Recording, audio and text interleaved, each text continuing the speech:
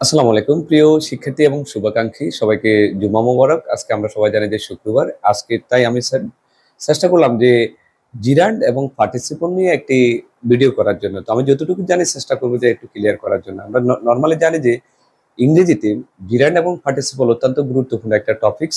এখানে অনেক কনফিউশন আছে। সো আমরা আজকে এই ভিডিওর মাধ্যমে চেষ্টা করব যে কিছুটা কনফিউশন দূর করার জন্য। ওকে?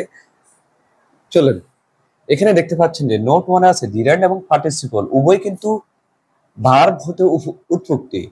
বেসিক্যালি জিরান্ড এবং পার্টিসিপল দুটেই কিন্তু ভার্ব হতে উৎপত্তি, কিন্তু কেউ ভার্ব না, অর্থাৎ এরা নাউন ও অ্যাডজেক্টিভের কাজ করে। যদিও তারা ভার্ব হতে উৎপত্তি, কিন্তু এরা সকলে কিন্তু আলাদাভাবে কাজ করে, কেউ নাউন এবং কেউ অ্যাডজেক্টিভের কাজ করে। যেমন আমরা জানি যে বি ওয়ান অর্থাৎ ভার্বের প্রেজেন্ট সিম্পল প্লাস আইএনজি সেটা হলো নাউন অথবা জিরান্ড।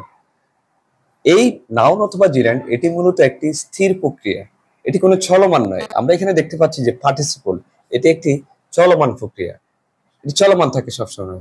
ওকে, এক্সাম্পল হিসেবে আমরা দেওয়ার চেষ্টা করলাম walking is a good exercise. হাঁটাটা হলো একটা গুড এক্সারসাইজ, কিন্তু এখানে হাঁটাটা হলো স্থির। তাই আমরা নর্মালি এখানে অপশন আছে যারা এটা অত্যন্ত বিসিএস প্লাস বিভিন্ন নিবন্ধন এবং বিভিন্ন ভর্তি থেকে শুরু করে সকল প্রতিযোগিতামূলক পরীক্ষায় এই অপশনগুলো আসে। তো আমরা এখানে জিরান্ড আছে, নাউন আছে, পার্টিসিপল এবং অ্যাডজেক্টিভ, কিন্তু এখানে অ্যাডজেক্টিভ এবং পার্টিসিপল দুইটার কোনোটাই হবে না। তো আমরা এখানে জিরান্ড অথবা যদি নাউন থাকে আমরা অবশ্যই যেটা জিরান্ড দিব, কিন্তু আপনি যদি কোনো কারণে যদি এখানে নাউন জিরান্ড দিব, নাউন দিয়ে থাকে, তাহলে কিন্তু ভুল হবে না কিন্তু বেসিক্যালি এটা জিরান্ড দেওয়াটাই সবচেয়ে শ্রেয়। আবার অনেক সময় অপশনটা এমন থাকতে পারে এ প্লাস বি, সেখানে এখান থেকে যে কোনো একটা অপশন চলে যাবে, তখন আমরা এটা দিলে হয়ে যাবে। অথবা দুটো অপশন কিন্তু ফিল আপ করা যাবে না। লাস্ট ওয়ান পার্টিসিপল সাধারণত চলমান থাকে, এটা কোনো স্থির নয়।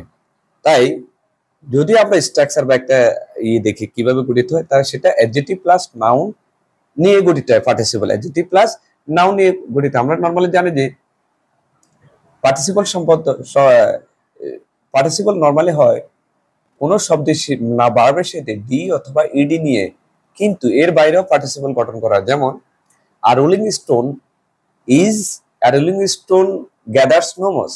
তাহলে এখানে যদি আপনি চিন্তা করেন রোলিং স্টোনটা হলো সম্পূর্ণ একটি চলমান প্রক্রিয়া।